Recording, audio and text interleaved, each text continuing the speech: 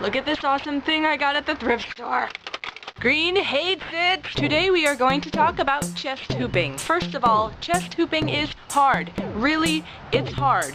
It's gonna take you a while. Be patient with yourself on chest hooping. Give it a few weeks to a month, depending on how often you practice. You're trying to get your body to move in a way it's never had to move before. It's never had a reason to try to keep a hula hoop going around your chest. Why would it know how? I want to address a couple of things that I've heard people say are the reason they can't chest hoop. There's only one real reason that you can't chest hoop, and that is barring some medical condition, you just haven't practiced enough yet. But here are the top 2 reasons I hear from people as to why they can't chest hoop. Number 1, I can't chest hoop because my boobs get in the way.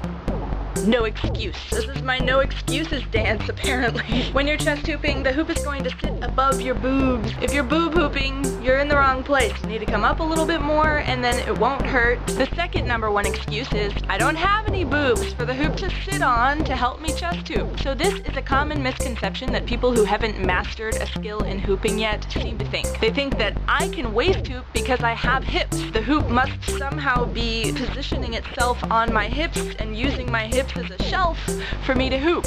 Same with boobs. Some people who have less in the chestal region might think that if someone has more to help support the hoop, then it's easier for them. No! The hoop is not sitting on any one part of the body as a shelf. The hoop is being pushed by that fraction of the body that it is currently going around, and that's what's keeping it going. So it's the same with the chest. It's not sitting on my boobs. It is being pushed by my chest. Pushed. I want to say a couple more things about chest hooping, but since you're probably getting tired of just looking at my face, I'm going to show video of me chest hooping while I'm talking about it. Chest hooping is harder than waist hooping because your waist is pretty much a circle, but your chest is more like a rectangular, ovally shape. So you're having to work harder to create a circle for the hoop to fit around. In other words, your body's going to have to figure out a new way of moving. So use your big hoop. Make it as easy on yourself as possible. Give yourself the space to sort out these movements.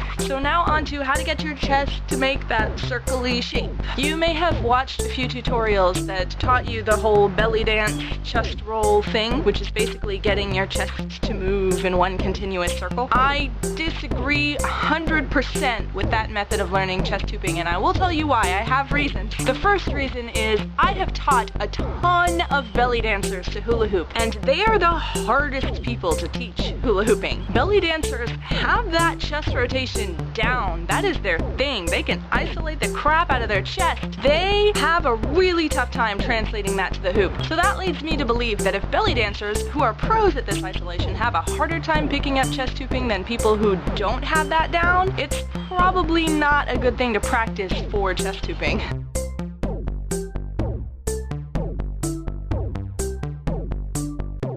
The other reason is we use the exact opposite ideology when we're teaching waist hooping. We tell people not to try to make the circle with their hips when they're waist hooping and instead focus on 2 points of contact. It's the same for chest hooping. You can either focus on your chest and your back or on your armpits. Other things to keep in mind that are similar to waist hooping, you want a level push and you want a strong push. So wind that sucker up and push it right into your chest. See if you can get that push so strong that it will make a full rotation or even 2 before it starts to fall down. That's how strong you want your starting push to be, both on your chest and on your waist. If your hoop already has good momentum with that first push, then all you have to do is just keep that going. What unlocked chest hooping for me as a beginner after weeks of struggling with it was to really get into my back. A lot of people will tell you to practice the cat-cow movements, which I don't disagree with, and they look like this. You put your hand on your knees, you bend forward at the waist, keep a straight back, push your chest forward and your shoulders back, and then pull your shoulders forward and push your back out.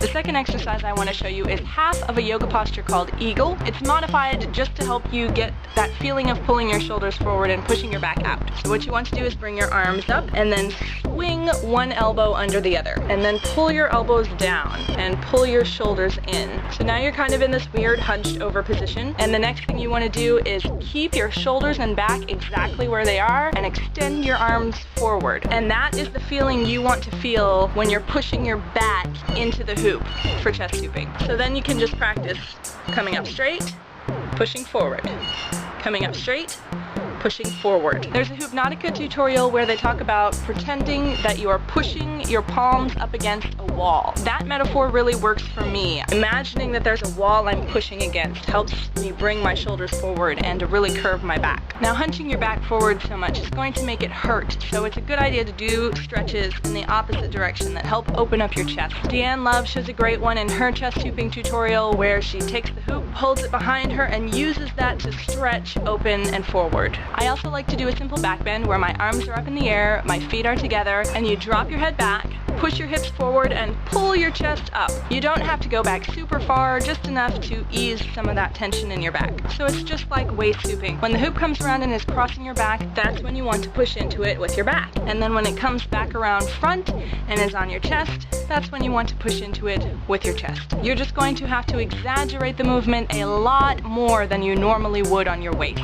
So just like waist hooping, you can go front to back, or you can go side to side. One thing that's different about waist hooping is that if you're going side to side, you're still going to have to think about making that shape with your chest and back. But now you're also going to be thinking about your armpits, and thinking about your armpits is the first step to thinking about your shoulders. Before I get too deep into this, I want to talk about your legs. Your legs should be bent. You should not have locked knees. Your legs being flexible and ready to move is going to help so much. Look, I'm not moving my chest at all. I am just moving my knees, and my torso is moving super a lot.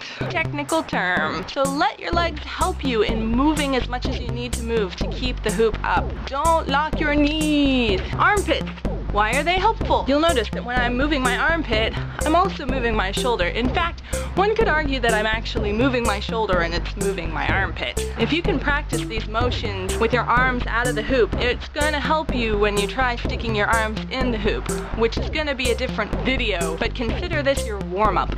I'm going to talk about my right armpit first, if you're hooping to the left. If you hoop to the right, I'm talking about your left armpit. So this armpit is going to be pulling back. When the hoop crosses over the armpit, you're going to pull back. Think of it as if you're elbowing somebody in the face. What's happening is you're pulling open your chest and you're creating a nice curve for the hoop to flow over smoothly. And your other arm is going to be punching someone in the face. So what's happening when you make the face punching motion is you are creating a curve around your back for the hoop to go over. So the hoop crosses your armpit and you punch in the face. Create that space and the hoop goes over your back smoothly. In a perfect world, chest hooping is really quite violent if you think about it. So eventually you'll be able to straighten out your arms and make these motions without having to over-exaggerate your elbows. But for now, think about the stuff that helps you get the motion correct, because chest hooping is hard. Don't give yourself the pressure of having it be beautiful and graceful at first. So you've watched this whole video, you think, okay, I sort of get what's going on. You're gonna go outside, you're gonna pick up your hoop, and you're gonna forget everything instantly and have no clue what's happening. Keep practicing and sleep on it. Every time you practice, your body is learning a better way to try next time. And every time you're asleep, your body is assimilating all the stuff you tried to do during the day. I can't tell you how many tricks I have drilled and drilled and drilled and drilled and not even come close to, and then slept on it, woke up the next morning, and all of a sudden I can do it. That happened for me with chest hooping and shoulder hooping. And I'm not saying it's going to happen just by sleeping on it for one night. It could take you weeks, but just keep trying. Believe that you can get there, because you can. You can, I promise. That's it for me for this tutorial. I highly encourage you to watch other chest hooping tutorials, because there's a lot of good ones on YouTube, and they explain things in a different way than I do that might make it click for you, because everybody's different. My name is Jess. I make hoop tutorials sometimes. Feel free to subscribe if you want to see more of my face. Thank you for watching. If you have any questions, leave them in the comments, and I will see you next time when I'm going to skip shoulder hooping and do a little bit of knee hooping by request, and then I will do shoulder hooping, and then I will keep making tutorials.